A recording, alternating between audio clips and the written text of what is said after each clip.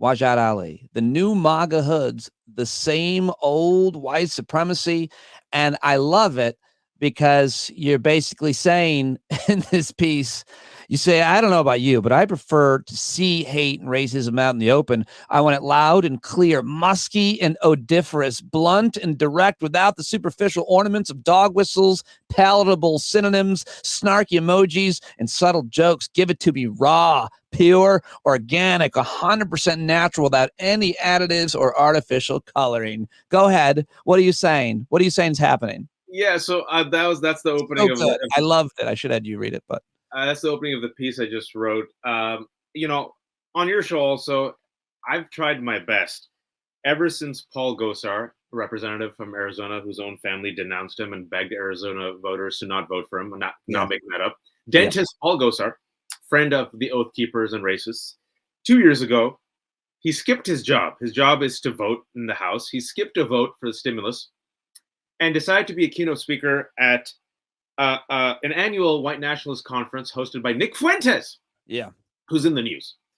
And then just to be, ever since he was criticized and people said, how can you speak at the conference of a white nationalist, an anti-Semite, a fascist, a racist, an Islamophobe, the next day, Paul Gosar has breakfast with Nick Fuentes and smiles at the camera, and the photo is shared. Now, since that moment, what I've been trying to do, and I've failed, is to warn our colleagues in the town, the ecosystem, the incestuous ecosystem of New York and DC, men and women who are paid a lot more money than you and me to be consistently wrong about everything, that Paul Gosar and Marjorie Taylor Greene represent the present and the future of the GOP. Take this seriously. Now, you fast forward to 2022, a couple of months ago, Marjorie Taylor Greene, Paul Gosar, and Wendy Rogers of Arizona Republicans spoke at Nick Fuentes' white nationalist conference, where Nick Fuentes, while Putin was invading Ukraine, had his crowd applaud Putin. Marjorie Taylor Greene, Paul Gosar doubled down, didn't apologize for it. They were gently criticized, but not renounced. And now you fast forward. And since then, I said, guys, pay attention to this. This is not your daddy's racist. This is a straight up dangerous white nationalist movement. Nick Fuentes and Kanye West, Mr. DEFCON 3 to the Jews, dined with Donald Trump.